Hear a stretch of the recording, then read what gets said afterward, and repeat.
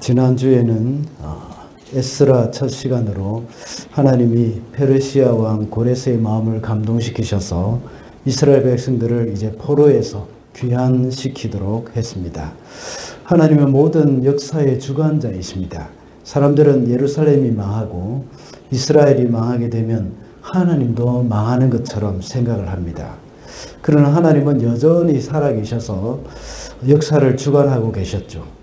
비록 예루살렘이 멸망하여서 거민들은 모두 포로로 끌려가게 되었지만 그 가운데서 하나님은 여전히 온 세상의 통치자이시고 주인이심을 보여주셨습니다.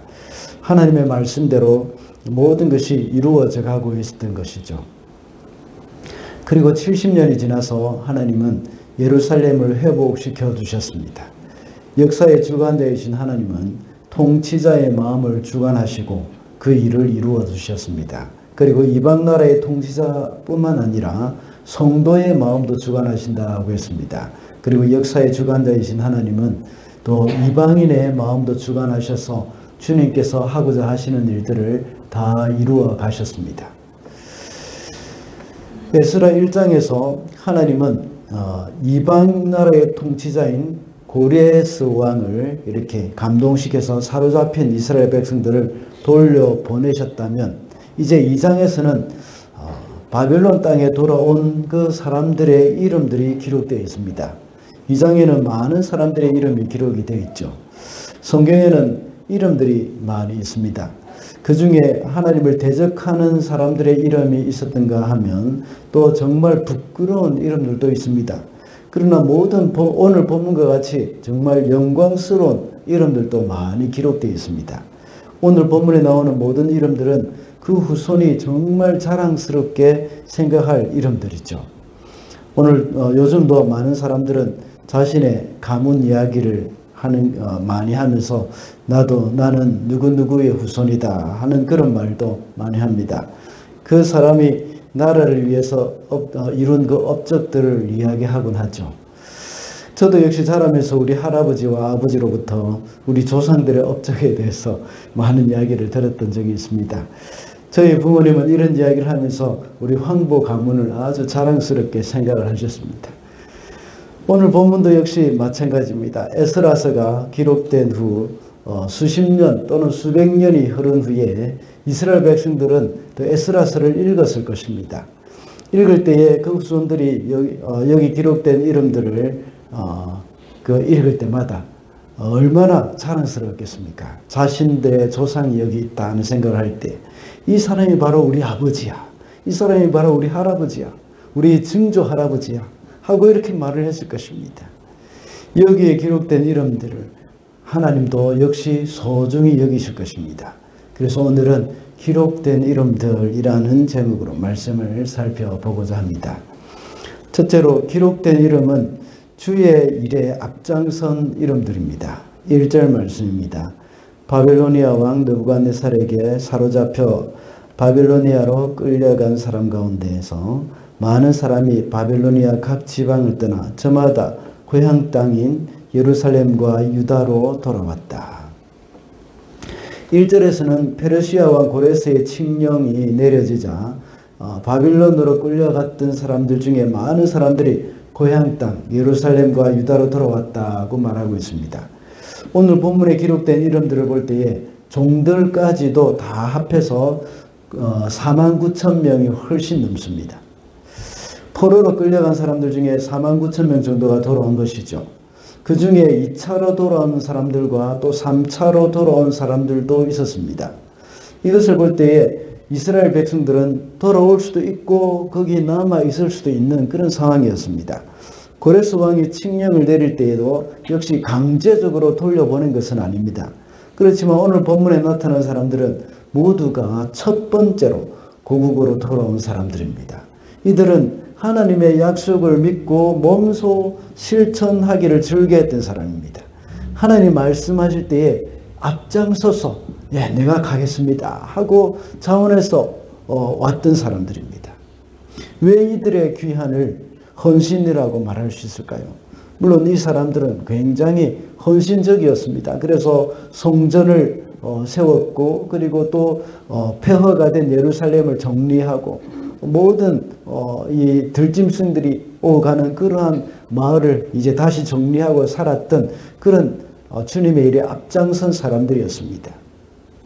그리고 지난주에 잠깐 언급을 한 대로 바벨론 땅은 또한 아주 비옥한 땅입니다. 그곳은 메소포타미아 문명이 발상했던 그런 곳입니다. 오늘날로 치면 선진국입니다. 도시 문명이 발달해서 정말 편리한 생활을 할 수 있는 곳이었습니다. 그리고 문화생활도 할 수 있고 생활의 질이 아주 높은 곳이죠. 거기는 먹을 양식도 풍부했습니다. 티그리스 강과 유프라데스 강 사이에 비옥한 곡창지대가 있었습니다. 그렇기 때문에 농사가 아주 쉬웠고 잘 됐습니다. 경제적으로도 풍부한 곳이었습니다. 그러나 유다 땅은 어떻습니까? 아주 낙후된 곳입니다. 수십 년 전에 바벨론이 침략해서 이 나라가 폐허가 된 것입니다. 예루살렘 성곽도 다 무너진 상황이었고, 그리고 성전도 불타버렸습니다. 모든 것을 다시 일구어야 하는 곳이죠. 그런 곳에 오늘 본문의 이름이 기록된 사람들이 자원하여서 돌아갔던 겁니다. 그들이 예루살렘으로 돌아가면 정말 어렵고 힘들고 척박한 곳이라는 것을 모르고 왔겠습니까? 그러나 그들은 하나님의 일에 앞장서서 왔던 것입니다. 이런 측면에서 볼 때 유다 땅은 새로운 개척지라고 할 수 있습니다. 하나님의 일이라면 이런 척박한 땅, 낙후된 땅이라고 하더라도 앞장서서 가는 사람들이 에스라 2장에 기록된 사람들이었습니다. 2차로 올 수도 있었습니다. 아니면 또 좀 더 있다가 가자 하는 생각으로 올 수도 있었습니다. 그러나 그들은 1차로 귀환하는 그 기간에, 그 시간에 다 같이 이렇게 와서 일을 시작했던 것이죠. 그래서 이들의 귀환은 바로 헌신적인 삶이라고 할 수 있습니다. 우리 성도들은 주의 일에 앞장서는 사람들이 되어야 합니다. 편안하고 그리 헌신을 필요로 하지 않는 일은 비교적 하기가 쉽죠. 그리고 자신이 좋아하는 일이나 다른 사람들이 부러워하는 일도 하기가 쉽습니다. 이 세상의 일도 비슷한 것 같습니다. 사람들이 비교적 쉬운 일 또는 많은 사람들이 알아주고 인정해주는 일은 참 인기가 많습니다. 그러나 아무도 해보지 않은 일은 쉽지 않습니다. 그런 일은 위험을 감수해야 하기 때문에 도전 정신이 필요합니다. 그러나 용기와 열정으로 앞서가는 사람만이 이 일을 할 수가 있는 것이죠. 하나님의 일도 어렵고 힘든 일들을 하기 싫어하는 경향이 많이 있습니다. 그러나 성도는 어렵고 힘든 일이라고 하더라도 앞장서서 하는 사람이 필요합니다. 출애굽한 이스라엘 백성들이 가나안을 정복한 일도 역시 이런 종류의 일입니다. 그래서 갈렙 같은 사람은 가장 험하고 정복하기 힘든 헤브론 산지를 요구했습니다. 개척자의 정신입니다. 사실 약속의 땅에 있어서 가장 핵심되는 지역이 어디입니까? 헤브론입니다. 왜 헤브론이 가장 핵심되는 지역이었을까요? 아브라함이 헤브론에서 주로 거주했습니다. 아브라함은 비옥한 지역을 롯에게 양보하고 헤브론에 올라가서 하나님과의 그 깊은 교제의 삶을 살았던 곳, 그것이 바로 헤브론입니다. 그리고 또 더 중요한 이유가 있습니다. 그것은 사라가 죽자 아브라함이 사라의 무덤을 위해서 막벨라 굴을 샀습니다. 그 막벨라 굴이 있는 곳이 바로 헤브론이었습니다. 막벨라 굴을 아브라함이 굉장히 비싼 가격에 삼으로 말미암아 그 땅이 바로 약속의 땅이라는 것을 이제 완전히 못을 박아놓는 그런 사건이 되어졌던 것입니다. 이삭도 역시 대부분의 삶을 헤브론에서 살았고 또 거기서 죽었습니다. 이런 역사를 볼 때에 약속의 땅의 핵심은 바로 헤브론이었던 것입니다. 그런데 헤브론 땅은 산지였고 정복하기가 쉽지 않았습니다. 정말 자원해서 그 땅을 차지하겠다고 할 수 있는 사람들은 별로 없었을 것입니다. 장대한 아낙 자손이 있었습니다. 그리고 그 땅은 정말 크고 견고한 성읍이었습니다. 그러나 갈렙은 여호수아에게 와서 이 산지를 내게 주소서 하고 말을 했던 것입니다. 한번 읽어보겠습니다. 여호수아 14장 12절입니다. 이제 주님께서 그날 약속하신 이 산간 지방을 나에게 주십시오. 그때 당신이 들은 대로 과연 거기에는 아낙 사람이 있었고 그 성읍은 크고 견고합니다. 그러나 주님께서 나와 함께 하시기만 한다면 주님께서 말씀하신 대로 나는 그들을 쫓아낼 수 있습니다. 대단한 믿음의 결단입니다. 갈렙은 그의 나이 80이 넘었지만 여전히 주님의 일에 앞장서고자 하는 그런 마음이 있었습니다. 그래서 그 땅이 자손 대대로 유다 지파의 땅이 되었던 것이죠. 주의 일을 시작할 때는 앞장서서 할 수 있는 사람이 있어야 합니다.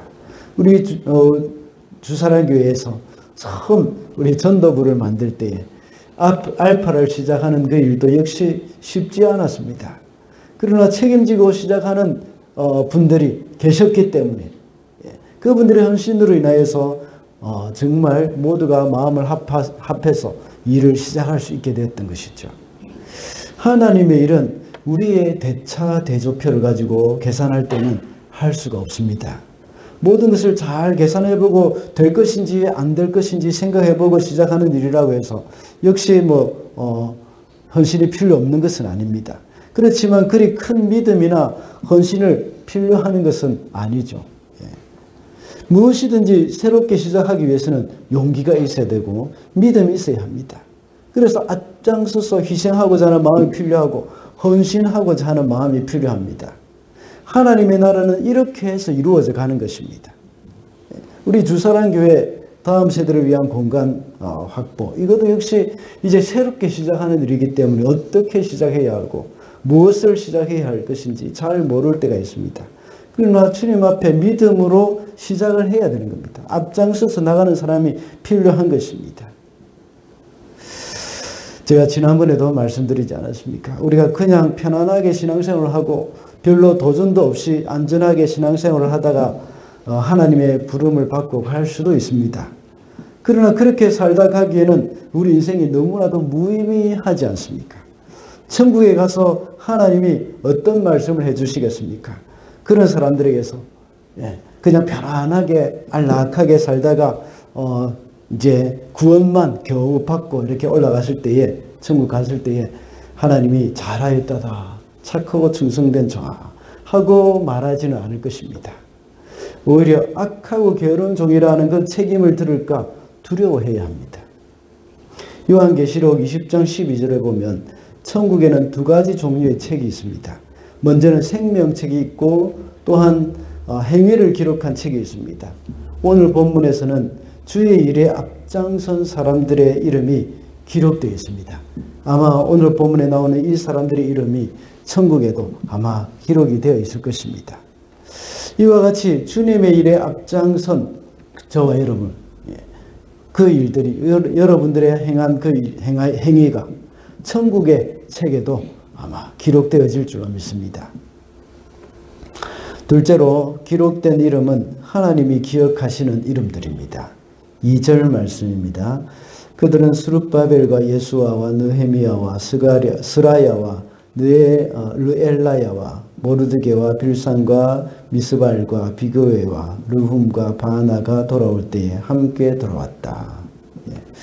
여기에 우리가 익숙한 이름들이 있는데 느헤미야나 모르드게, 이 사람들은 에스더서나 또 느헤미야서에 나오는 그 느헤미야나 모르드게가 아닙니다. 그냥 같은 이름이지만 다른 사람들입니다. 오늘 우리는 2장의 첫 부분과 마지막 부분만 읽었는데, 그러나 우리가 오늘 읽지 않은 부분도 굉장히 중요합니다. 왜냐하면 하나님이 이 사람들의 이름을 일일이 다 기록해 놓으셨기 때문입니다. 하나님은 여기에 나와 있는 수많은 이름들 하나하나 다 기억하실 것입니다. 그냥 총 42,000명, 42,000여 명 돌아왔고 거기에 종들도 7,000여 명이 포함되어 있었더라 하고 기록될 것입니다. 기록될 수도 있습니다. 그러나 성경은 이스라엘 백성의 명단과 수는 다음과 같다 하고 말하면서 일일이 다 기록을 해놨습니다. 여기에 나타난 이름들은 메소포타미아 땅, 그 비옥하고 안정된 삶을 뒤로하고 주의 일을 위해서 자원해서 온 사람들의 이름입니다. 하나님이 보실 때는 하나님이 보시기에는 너무나도 소중한 사람들이기 때문에 이 사람들을 다 기록한 것입니다. 우리는 그 사람들의 이름 중에 처음 듣는 이름도 있고 그들의 이름을 발음하기 힘들 정도로 낯선 사람들입니다.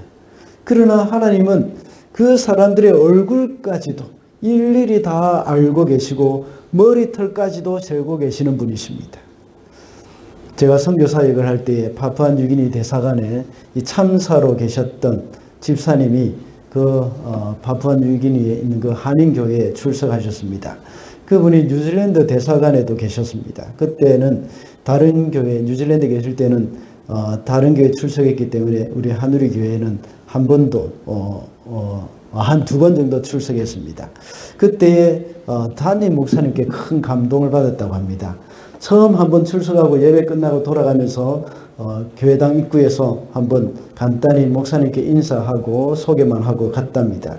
그렇게 하고 몇 달 후에 한번 수요 기도회 때 갔었는데 담임 목사님이 자신의 이름까지도 기억하고 있더라 하는 것입니다. 그런 말을 하면서 정말 감동했다 하는 그런 이야기를 저에게 해주었습니다. 어느 큰 교회 목사님이 한번 자기를 만나고 그 이름을 기억했다는 것만 해도 그렇게 감동을 했던 겁니다. 그런데 천지 만물을 창조하시고 온 우주를 다스리시는 하나님이 우리 이름을 기억하고 계신다 하는 것은 정말 엄청난 일이지 않습니까? 그것도 지금 현재의 인구만 해도 70억이 넘는데 그 많은 사람들 중에 한 명에 불과한 그런 나를 알고 계신다고 생각을 해보십시오. 지금 현재 인구만 70억이 넘는다면 지금까지 살아온 인구의 숫자 얼마나 많겠습니까? 그 중에 나의 존재를 알고 기억하고 계십니다. 얼마나 기가 막힌 일입니까? 그 중에 이렇게 특별히 하나님이 기억하고 있는 이름이 또 있습니다. 주의 일에 앞장선 사람들의 이름을 또 이렇게 특별히 기억하고 계신다는 것입니다. 그러므로 우리도 이런 사람들을 소중히 여겨야 합니다. 하나님이 소중히 여기는 사람들을 함부로 대해서는 안 되죠. 이런 사람들을 향해서 존중하는 마음이 있어야 하고 이런 사람들의 헌신을 또 소중히 여겨야 합니다. 교회의 직분자로 세워진 사람들을 소중히 여기는 마음 우리는 잃어버려서는 안 됩니다. 이런 사람들은 때로는 연약하여 실수할 수도 있습니다. 그렇지만 하나님은 교회를 향한 그들의 귀한 헌신 이런 것들을 다 기억하십니다. 그리고 직분 없이 하나님께 이름 없이 빚도 없이 헌신하는 사람들 있습니다. 더욱 귀히 여기는 마음이 있어야 합니다. 사람들은 어떤 타이틀을 가지고 있을 때에 그 사람들에 대해서 그 사람에 대해서 그 타이틀 때문에 주목하는 경우가 많습니다. 그러나 그런 타이틀이 없어도 신실하게 섬기고 봉사하는 그런 분들도 얼마나 많은지 모릅니다. 이런 사람들을 볼 수 있는 눈이 귀한 눈입니다. 그 눈은 바로 하나님의 눈이죠. 보통 사람들이 그들의 섬김과 봉사를 보지 못할 수도 있습니다. 그러나 사랑하는 마음으로 본다면 그런 사람들의 모습이 다 보이는 겁니다. 하나님이 보는 시각으로 이런 사람들을 볼 때에 그 사람이 얼마나 소중한 사람들인지 우리는 발견할 수 있을 것입니다. 또한 우리 자신을 소중히 여겨야 합니다. 자기 자신을 별로 중요하게 여기지 않는 사람들이 있습니다. 만약 이것이 겸손이 아니라 낮은 자존감에서 나온 것이라면 하나님의 눈으로 자기 자신을 다시 볼 필요가 있습니다. 하나님이 나를 기억하신다고 생각을 해야 합니다. 그리고 하나님이 나를 소중히 여기신다는 사실, 이것도 역시 잊어서는 안 됩니다. 낮은 자존감의 원인이 무엇일까요? 다른 사람과 비교하기 때문이지 않습니까? 하나님은 모든 사람을 독특하게 만드셨는데 자꾸만 비교할 때에 그 독특함을 발견하지 못합니다. 자꾸만 나에게는 없는 것들이 자꾸 다른 사람들에게 보이고 그게 자꾸 나에게 원망의 요소가 되어지는 겁니다. 그것 가지고 나에게 없는 것을 가지고 부끄러워하거나 원망하기도 하죠. 그래서 하나님이 나에게만 주신 그 아름다운 것들, 이런 것들을 내가 보지 못하는 겁니다. 우리 성도는 다른 사람과 나를 비교하면 안 됩니다. 우리는 하나님 앞에 서는 사람이 되어야 합니다. 하나님 앞에서 나를 발견할 때 다른 사람이 보이지 않습니다. 다른 사람들의 단점이 보이지 않고 다른 사람과 비교되는 자신도 보이지 않습니다. 그리스도 안에서 자아를 발견할 때 우리는 올바른 자아상을 가질 수 있게 되는 겁니다. 그리스도 안에서 나를 발견한 사람은 어떻게 하겠습니까? 먼저 오호라 나는 공고한 사람이로다. 이 사망의 몸에서 누가 나를 건져내랴 하고 탄식이 나올 수밖에 없습니다. 그러나 곧바로 고백을 합니다. 주 예수 그리스도로 말미암아 하나님께 감사하리로다 하고 고백을 하는 거죠. 그리고 나를 만드신 하나님께 감사가 터져 나오는 겁니다. 다윗은 시편 139편 14절에 이렇게 기록합니다. 내가 주께 감사하오면 나를 지으시니 신묘막측하심이라 하는 고백을 하고 있습니다. 혹시 여러분 중에 내가 자존감이 낮다고 생각되는 사람이 있습니까? 아니면 다른 사람과 비교해 볼 때 제가 너무나도 나 스스로가 무가치하다고 생각되는 사람 혹시 있습니까? 여러분 자신에 대해서 하나님께 감사하는 기도를 해보시기 바랍니다. 나를 이렇게 만들어 주셔서 감사합니다 하고 이렇게 기도해 보시기 바랍니다. 내가 좀 건망증이 심하게 만들어 주셔서 감사합니다. 내가 키가 좀 작게 만들어 주셔서 감사합니다. 여러분이 스스로 못마땅하게 여기는 것을 주님 앞에 내려놓고 그것에 대해서 감사하는 기도를 한번 해보시기 바랍니다. 여러분 스스로에 대한 생각이 달라지기 시작할 겁니다. 그래서 매일 저녁마다 잠자리에 들기 전에 본인 스스로에 대해서 하나님께 감사하는 마음을 가질 때에 우리의 삶이 놀랍게 달라지게 될 줄 믿습니다. 마지막으로 기록된 이름은 본향을 사모하는 이름들입니다. 70절 말씀 제가 읽어보겠습니다. 다 같이 읽어볼까요? 시작. 제사장과 레위 사람과 백성 가운데서 일부는 예루살렘과 그 부근 마을의 자리를 잡고 노래하는 이들과 문지기들과 성전 막 일꾼들은 그들의 고향 마을의 자리를 잡았다. 나머지 이스라엘 사람들은 저마다 고향의 자리를 잡았다. 유다 땅으로 돌아온 이스라엘 사람들은 모두가 다 예루살렘에 정착한 사람들은 아닙니다. 다 그런 사람들은 아닙니다. 그들 중에 제사장과 레위 사람들은 또 레위 사람들을 비롯해서 또 조금 몇 백성들 중에 일부만 예루살렘과 그 부근 마을에 이제 정착을 했습니다. 그리고 그 외의 사람들은 자기들의 고향에 가서 자리를 잡았습니다. 여기서 우리는 고향이라는 말을 보게 되는데 이 사람들에게 과연 고향이라는 개념이 있었을까 하는 생각이 듭니다. 왜냐하면 이 사람들은 포로로 잡혀간 지 한 세대가 훨씬 지났기 때문입니다.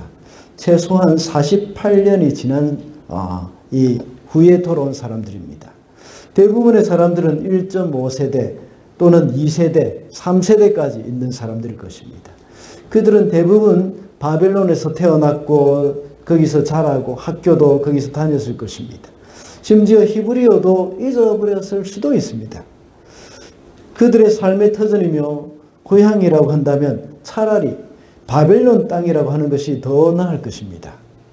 그런 이스라엘 백성들에게는 더 이상 고향의 개념이 없었을 것입니다. 그런데 이들은 이렇게 고향 땅으로 찾아가게 된 이유가 무엇일까요? 그것은 하나님이 그들 조상들에게 주신 기업 때문입니다. 오래전에 여호수아가 가나안을 정복하고 각 지파별로 분배해 준 그 땅을 잊지 않고 돌아간 것입니다. 각 지파에게 속한 땅이라는 것. 그 사람들이 어떻게 알고 있겠습니까? 또 그 땅을 어떻게 찾아갈 수 있겠습니까? 조상들의 이름을 알고 있으면 되는 겁니다. 처음에 각 지파별로 그리고 가문별로 각 가정별로 땅을 분배했기 때문에 그들의 조상이 누구인지만 알면 이제 그 땅을 찾아갈 수 있었습니다. 이렇게 그들은 오랫동안 조상들의 땅을 떠나 있었습니다. 그렇지만 그들은 하나님이 그들에게 주신 기업을 회복하고자 하는 그런 마음이 있었습니다. 다시 말하자면 영원한 그 본향에 관심을 가지고 있었던 사람이었습니다. 하나님이 약속하신 땅을 사모하는 마음은 야곱이나 또 요셉에게도 볼 수가 있습니다. 창세기 5장 12절에 보면 야곱은 자신이 죽으면 그들의 조상이 묻혀있는 그 가나안 땅에 장사를 지내달라고 합니다. 그래서 요셉은 자기 아버지를 가나안 땅까지 이렇게 막벨라 굴에 가서 장사를 지내줬던 겁니다. 그리고 창세기 50장 25절에 보면 요셉도 역시 그의 후손들이 이집트에서 나가게 될 것이라는 것을 확신했습니다. 그렇게 되면 자신의 유고를 가지고 나가라고 했습니다. 그래서 모세는 출애굽할 때에 요셉의 유고를 가져가서 가나안 땅에 묻었습니다. 믿음의 사람들은 모두가 이런 하나님의 약속의 땅인 본향을 바라보면서 살았습니다. 그리고 그것에 영원히 거하기를 바라는 마음을 가지고 있었던 것입니다. 오늘날 우리 성도들에게 있어서 본향이 어디입니까? 우리의 영원한 가나안 땅이라고 할 수 있는 바로 천국이죠. 본향을 사모하는 사람들은 그리스도의 길을 따라갑니다. 이스라엘 백성들이 아브라함의 길을 따라서 갈대아를 떠나 자신들의 본향으로 갔습니다. 지금 이스라엘 백성들이 포로로 잡혀가서 생활하던 그곳이 바로 갈대아 우르이죠. 그곳이 1500여 년 전에 아브라함도 역시 그곳에서 살고 있었습니다. 거기서 그곳이 바로 바벨론이 있는 갈대아 우르 땅이죠. 갈대아 땅입니다. 나중에 1500년이 지난 후에 이스라엘 백성들이 또다시 갈대아 땅에 살고 있으면서 거기서 터를 닦고 아브라함처럼 살고 있었습니다. 그때 하나님은 그들을 가나안으로 불러내신 것입니다. 이스라엘 백성들은 아브라함의 길을 따라서 그들의 본향인 가나안으로 돌아오게 된 것입니다. 그렇다면 영원한 본향을 사모하는 저와 여러분은 그리스도의 십자가의 길을 따라가야 합니다. 주님이 가시는 그 십자가의 길은 결코 편안하고 안락한 길은 아닙니다. 사명의 길이고 고난의 길입니다. 우리는 하나님 나라의 회복을 위해서 그 십자가의 길을 가야 하는 것이죠. 바벨론에서의 그 안정적인 삶의 터전을 뒤로하고 가나안으로 향했던 그 이스라엘 백성들을 생각해야 합니다. 그렇게 할 때 우리도 역시 그 땅에서의 이 세상에서의 그 안락함과 편안함에 묻혀서 이 삶을 이렇게 허비하지는 않을 것입니다. 그런 삶 안에서 우리는 그것을 떨쳐버리고 다시 일어서야 하는 것이죠. 우리는 지금 교회 공동체를 위해서 작은 헌신을 할 때도 정말 많이 망설이는 경우가 많습니다. 왜냐하면 이 세상에서 안정적인 삶을 포기해야 할 수도 있기 때문입니다. 아브라함이 만약 갈대아 우르에서의 그 안정적인 삶을 포기하지 못했다면 떠날 수 없었을 것입니다. 그리고 이스라엘 백성들도 역시 바벨론에서의 그런 안정적인 삶을 포기하지 못했다면 또 역시 떠날 수 없었습니다. 예수께서는 하늘나라의 안정적인 삶을 포기하셨기 때문에 십자가의 길을 갈 수 있었습니다. 또한 모세도 역시 그 바로왕의 궁궐에서의 그 안정적인 삶, 그것을 포기하고 자기 백성과 함께 고난받기를 더 좋아했다 하면서 히브리서의 11장에서는 말씀하고 있습니다. 수많은 믿음의 선진들이 또 이 선지자들이 또 사도들이 앞서간 믿음의 우리 선배들이 이 땅에서의 안정적인 삶을 생각했더라면 믿음의 삶을 살 수 없었을 것입니다. 그들은 본향을 사모하는 마음이 있었기 때문에 그 길을 갈 수가 있었던 것입니다. 우리도 역시 영원한 본향을 바라보면서 이 땅에서 누리게 되는 삶들을 기꺼이 포기하고 주님의 길을 걸어갈 수 있어야 하겠습니다. 말씀을 맺겠습니다. 오늘은 기록된 이름들이라는 제목으로 말씀을 살펴봤습니다. 오늘 본문 에스라 2장에 기록된 이름들은 주의 일에 앞장선 이름들입니다.